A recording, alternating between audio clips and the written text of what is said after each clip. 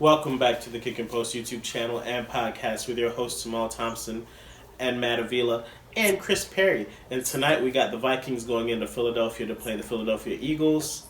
How are y'all boys doing today? I'm good. I'm feeling a very heavy game is going to happen tonight for one team, and another team's going to get exposed like last week. So, Exposed, huh? How you doing today, Matt? Doing good, man. Doing good. Looking forward to some football tonight. You know, Jalen Hurts fan out here. I think it's going to be a good night for him. I feel like it's going to be a solid night for that offense in general. But let's get some predictions in before we get too deep. What you see the score being, Chris? a lot to a little. Ooh. Eagles cover 7?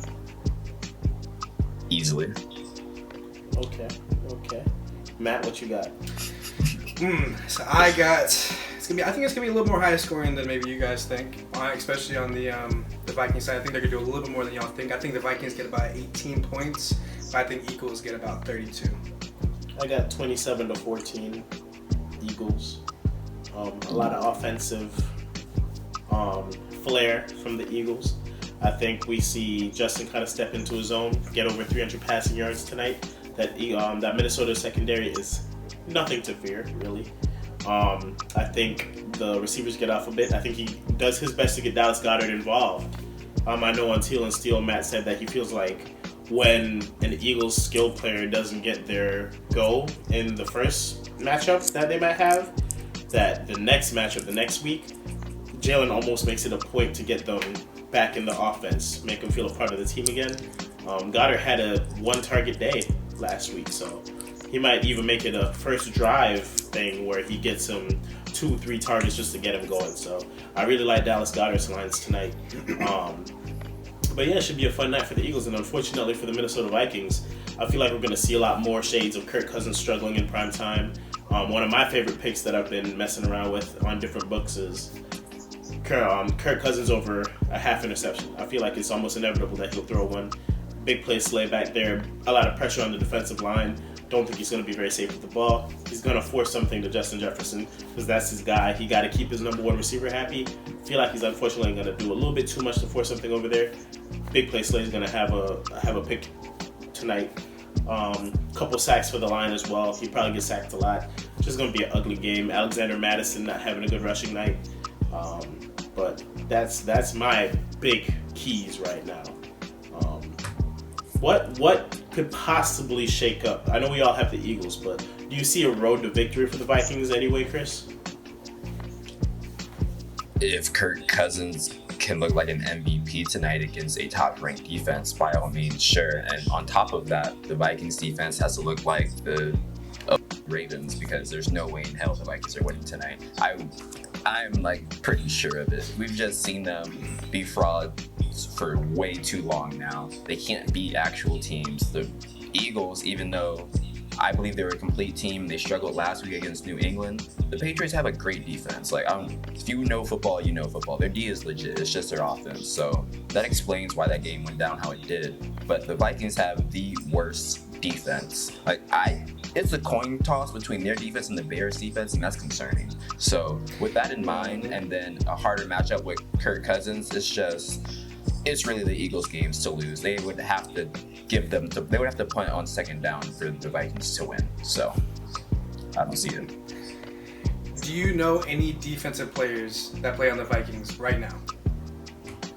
Harrison Smith, Daniel Hunter. And then they drafted a DB, not last year, but 2 years ago. They got a DB that I wanted for Cincy. But yeah, not much. Oh, you mean the rookie that from 2 years ago? Yeah, it's like 2 years ago. I think they took him. It was like Chiefs. I should have definitely remembered Harrison Smith. But earlier we couldn't name one. We were talking about Anthony Barr. We were talking about the guy that went over to the Chargers, Eric Kendricks. Yeah. But we were having a hard time even naming a single player. So I think that's going to show tonight. There's a reason for that. Yeah, I'm going to go find that kid's name though. He was good. Yeah, he was solid. I remember you were very distraught that you couldn't get him post-draft, because we did do pre-draft analysis for that one. Andrew Booth from Clemson. There it is. Yeah. Yeah, he's not even a starter though, so I don't know. I don't know if you missed out on much, but maybe they just don't know what they have. It's potential too. Yeah. Guess we'll see tonight. Yeah. I think one of the biggest storylines to come out of tonight as well, especially for the Eagles, who's their RB1? Obviously, Kenneth Gainwell went down in the first game. They're activating Rashad Penny, who was a healthy scratch last game. It's going to be Rashad Penny and DeAndre Swift. Boston Scott as well. He's still there. Yeah. I think they still have Trey Sermon as well too, but I don't know if he'll be in the mix. Yuck. Who's gonna be the RB1 for this team? And I know they like using, committee, but you still have to have somebody who's like the main weapon out of that backfield. There has to be some stability there. And me personally, I think the most talented one is Swift. Obviously, the one who's, I guess, a little bit more of a brute force runner is Rashad Penny, but as people who like the overs and unders, the prize picks, the fliff, the underdog plays, what's the running back to really try to side with tonight, or do you just avoid the whole backfield? I'm gonna lean off of Matt's point, and I think the running back is Swift. This is a confidence game. Saying like, hey, like, we traded for you, here's what we plan to do with you type deal, and like, let him run free. Like, as long as he has ball security, which I mean he's had issues with in Detroit, he'll be fine. He'll get the carries against a mediocre front four. Just run away from Daniel Hunter, get your yards, and look good. And I think it will help next week for sure, and then the weeks after that, because like I said on our last video, I think Kenneth Gainwell was just a game plan type deal with the Patriots, but I do think Swift and Penny are in their long-term plans in terms of that 1-2 tandem. So this should be Swift's Eagles game, like welcome to Philly type deal. So do you love the lines on his then? Because he's at an 8.5 rushing attempt line on Fliff and Underdog. He's at roughly between a 33.5 to 35.5 rushing yardage line, 14.5 to 16.5 reception yardage line. They have a lot of those numbers really low for somebody who we're projecting to possibly be the RB1 tonight.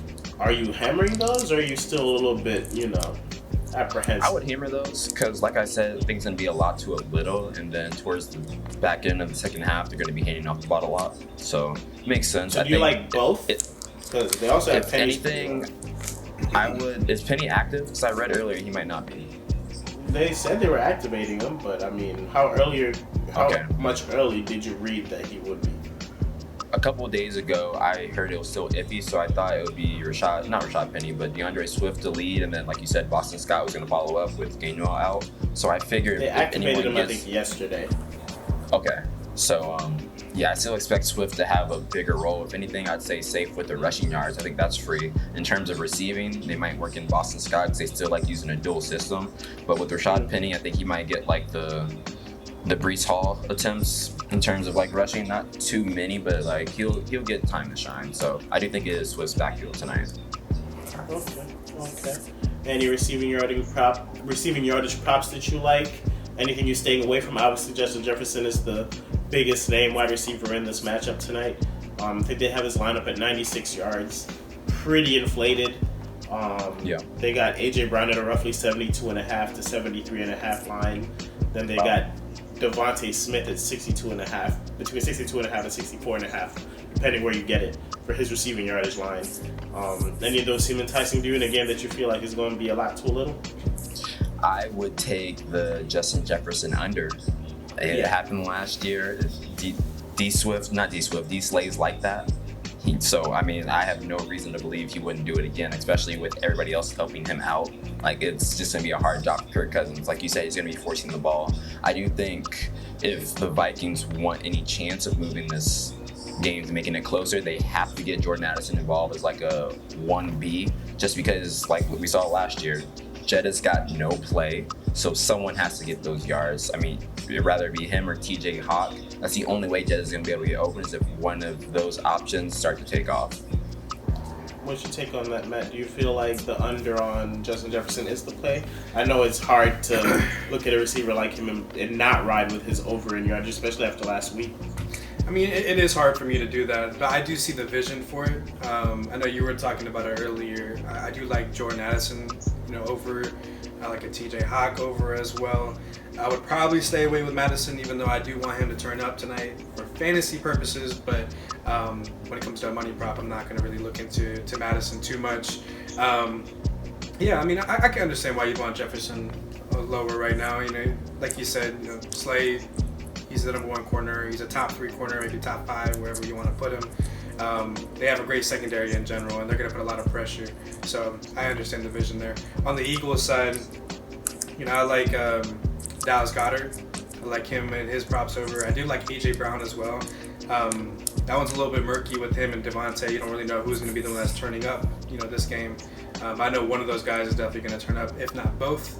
And yeah, and DeAndre Swift, you know, I like those lines. Even though I was a little iffy about it earlier, but tonight it just seems like it's a day for him. Like they're gonna try to get him involved to see what he's capable of. So I think he's gonna get the touches, and if I think he gets the touches, I think he might get the yards.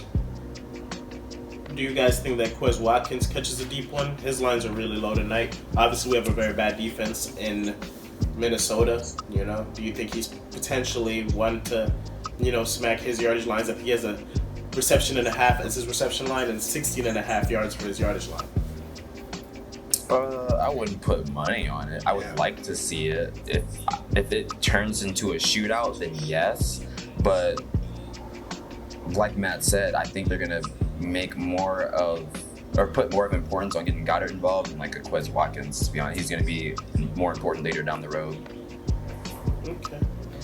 Yeah, I probably would have put money on it, but you know, like you said, if it's gonna be a shootout, if Minnesota can kind of keep it close and they're gonna be passing the ball the whole game, yeah, I can see it happening. All right, so we're all predicting a 2-0 start for the Eagles and an 0-2 start from the Vikings. Obviously, a 2-0 start from the Eagles isn't anything too crazy. We expected this team to kind of pick up where they left off. But what does this mean for the Vikings if they start the season 0-2? I feel like this is a big deal in a division that they should be winning. The Lions are favored in their matchup this weekend. Could go up 2-0. I think Green Bay's in a very tight matchup as well with Atlanta. They can't afford to lose much ground on these teams ahead because it's a different Lions team this year. Do you think it really shifts anything, shifts the view on Kirk a bit? I knew the Vikings at one point were interested in Trey Lance in a trade. Do you think they start, you know, looking at the possibilities out there for a different quarterback to lead the team? We'll start with Chris. I just think it just shines light on their issue that they've been dealing with for the last couple of years. And I'm not the biggest fan of the Kirk Cousins slander because last week he threw for like 300 yards. And that's like a normal thing for him. But you're asking this man to throw up 30 to 40 points a week because your defense is that egregious.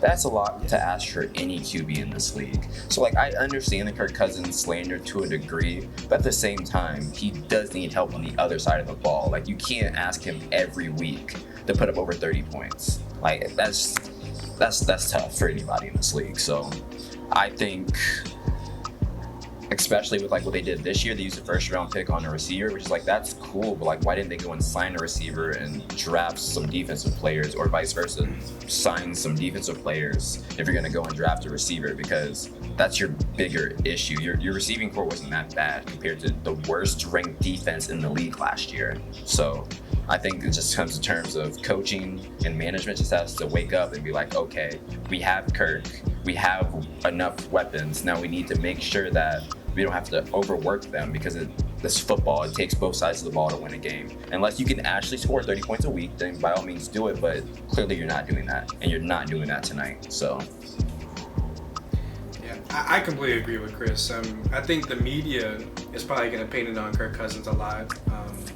If he has a decent game, yeah, I think, but they lose, I still think they're going to put the pressure on him. But I mean, like we talked about earlier, I mean, who did the Vikings really have on defense? They don't really have any playmakers. They don't have a lot of great corner help at the moment. They just don't really have that, and it's putting a lot of pressure on Kirk. And that's a tough ask. So, you know, I still think he's a mid-level quarterback. I still think that if this is a bad season in general, they might start, you know, there might be some talks about maybe getting a quarterback or trying to find an avenue to get a new one. But I think after this game, I think that the media might be twisting it a little bit, but we'll see how it goes out. If Kirk ends up throwing like three interceptions, 4 interceptions, I mean, that's going to be also on him.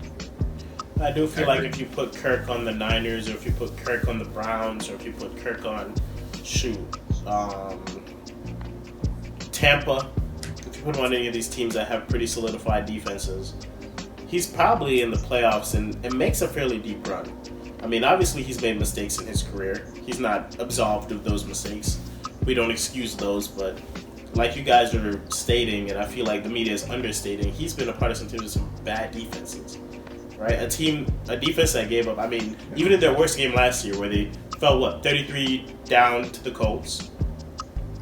Yeah. The defense allowed the Colts to put 33 points on them. Like, that's wild. Yes, they had JT, but that offense was looking abysmal for most of the year, right? So, I don't know.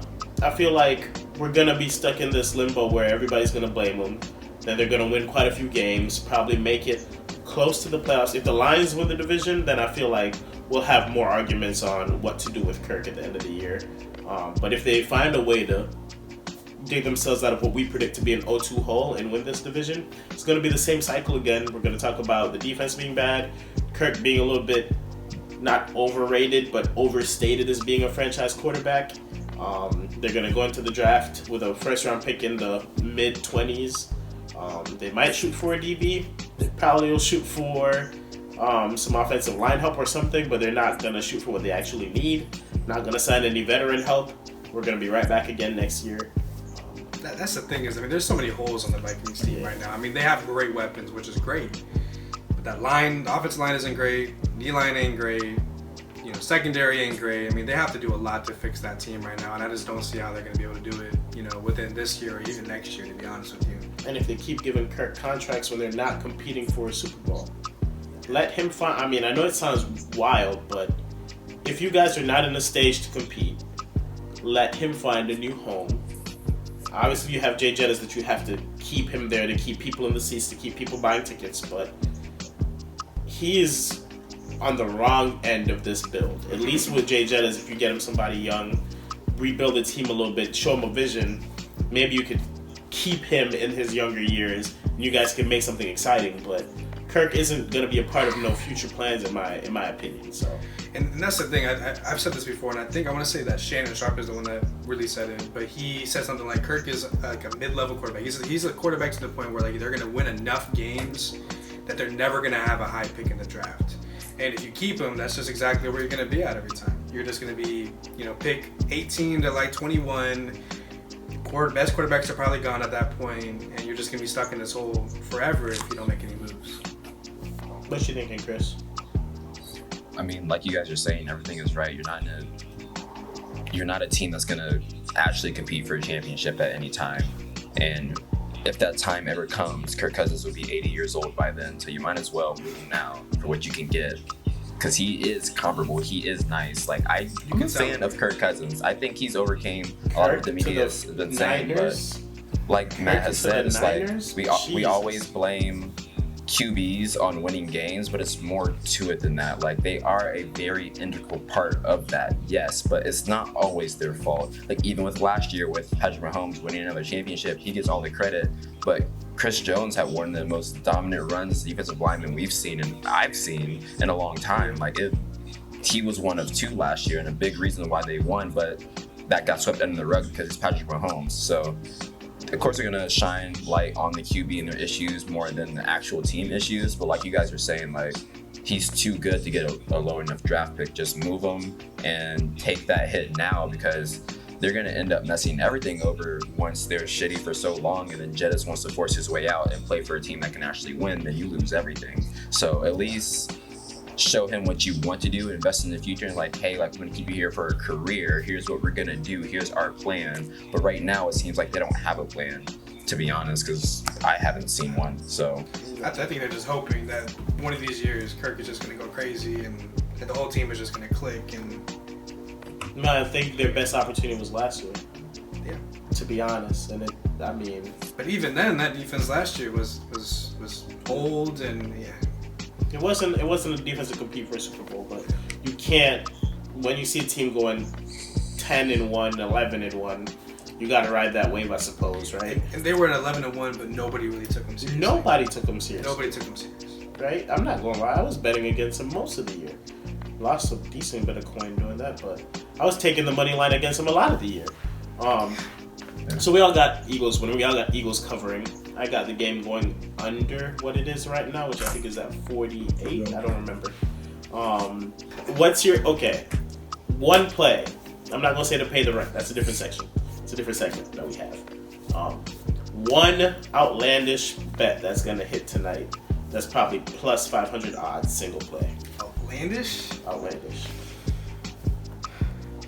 What Would you consider like a Dallas Goddard first touchdown? I'll pull up a list then. Is that crazy? Dallas Goddard first touchdown. I'm pretty sure it's plus 600, so that works. Okay. That works. I was thinking Dallas Goddard 2 touchdowns tonight. I think that's realistic. Oh, okay. Dallas Goddard 2 touchdowns. 2 touchdowns. That's up there too. I'm taking DeAndre Swift first touchdown. I'm pretty sure that was like plus 725. I think that's receiving or just rushing. Just first touchdown. Okay. Yeah, for that one they won't really like tax me on what type it is. Okay. But that's the one I'm feeling. Imagine if you did like receiving and then this man like runs it in. I know it's bad. So that would hurt my soul. I'm glad they do it that way. Okay, so you said Dallas Goddard over 2 touchdowns. Yes, sir. That's plus 1,600. Just saying. What's mine? Yours was Dallas Goddard first touchdown. How much is that? Plus 800. Okay. And DeAndre Swift is plus 725. Okay, we got some fun ones out there. Any closing thoughts, Chris? Wow, after we just give people bad advice, this is not gambling advice. This is not betting advice. Yeah, this is betting advice. Honestly, just enjoy this blowout tonight. Football is back, and that's all I can be thankful for. So, hey, that's facts. Just enjoy it tonight. Just enjoy it. Back. The content has been back too. We've been pretty active on the channel. We're at like 8 posts in the last 2 weeks, going crazy. Y'all have been supporting. I think we jumped to 9 subscribers since we started getting back active. So keep following us on this journey. Like, subscribe, share. Leave comments. We love all the comments. Somebody left a really mean hate comment for Chris on one of these channels. I know, I seen. They were really mad about his big old Raven head. Yeah, y'all got lucky on week 1. We'll see y'all week 2 though. I hope you're watching. Shoot. Hey. I got them Legos taken now. I was about to say that's a whole different segment. We got rents due that's still supposed to get made. I got parlays for y'all. I'm gonna save that for that. But we're gonna enjoy the night tonight. Y'all enjoy the Thursday night football as well. We'll see y'all on the next one, and we'll see y'all next week for more coverage. Peace.